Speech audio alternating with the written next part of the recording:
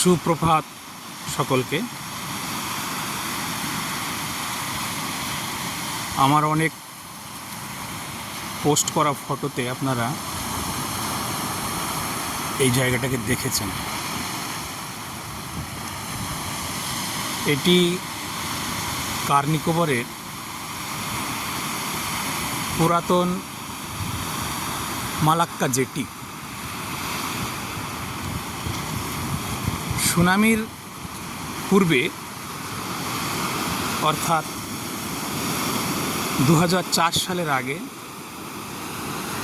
এটি ছিল কার নিকোবরের একমাত্র জেটি। এখানে শিপগুলো এসে ভিড়ত বিভিন্ন জায়গা থেকে, পোর্ট ব্লেয়ার থেকে তথা বিভিন্ন জায়গা থেকে যে শিপগুলো আসতো সেগুলো এখানেই 2004 সালের আগে পর্যন্ত এখানেই। 2004-এর সুনামিতে প্রচণ্ডভাবে ক্ষতিগ্রস্ত হওয়ায় এটি ব্যবহার নিষিদ্ধ করা হয়েছে। তারপর থেকে এটি পরিত্যক্ত অবস্থায় পড়ে আছে এবং পরিবর্তে এই দ্বীপের শেষ প্রান্ত মুস ভিলেজে নতুন একটি জেটি তৈরি করা হয়েছে। প্রকৃতির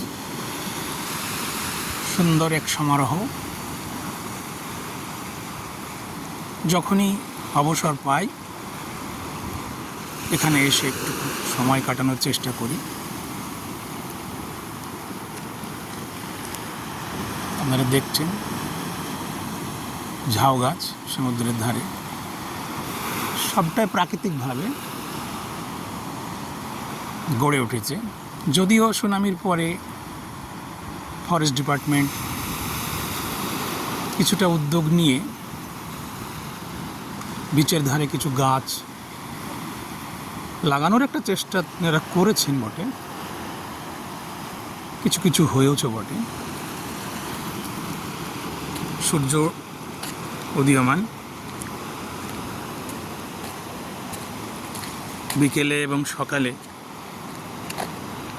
অনেকেই এখানে সময় কাটানোর জন্য আসে থাকেন বা মাছ ধরারও একটা প্রচেষ্টা এখানে করা হয়। যদিও সেরকম মাছের দেখা এখানে মেলে না, কিছু কিছু সময় সময় পেয়েও থাকে হয়তো, কিন্তু সময় কাটানোর একটা ভালো জায়গা বটে। তেমনভাবে ভিডিও আমি আজ পর্যন্ত করিনি, তো 2.5 বছর অতিক্রান্ত হয়ে গেল আমি এই নিকোবরের পোস্টমাস্টার হিসাবে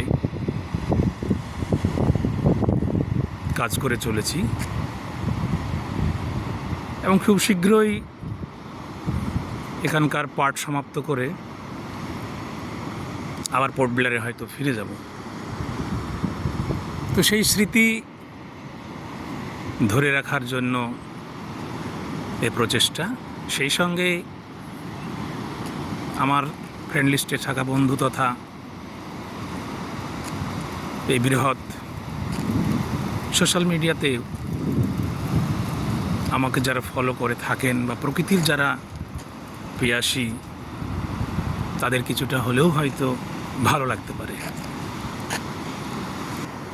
জরাজীর্ণ অবস্থা, এটাই ছিল একটা তৎকালীন জেটির একটা রুম আর কি। এখানে বিভিন্ন প্রোগ্রাম হয়ে থাকে। যোগ দিবসের দিন এখানে আমরা ডায়াস করে যোগাসনের একটা প্রচেষ্টা এখানে হয়েছিল, যদিও কিছুক্ষণের মধ্যে বৃষ্টি আসার জন্য সবাইকে আমাদের চলে যেতে হয়েছিল।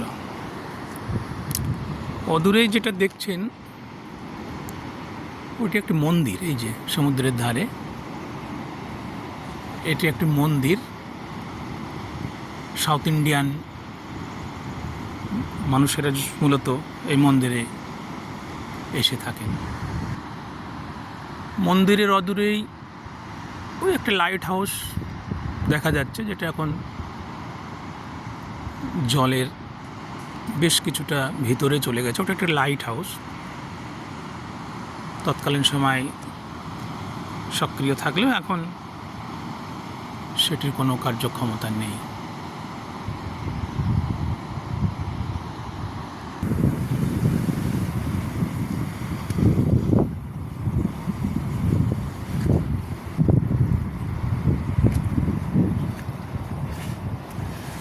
এখানে এসে শিপগুলো ভেড়ার পরে এই সিঁড়ি দিয়েই বাইরে আসার এটা একটা জায়গা, শেষ প্রান্ত এটি।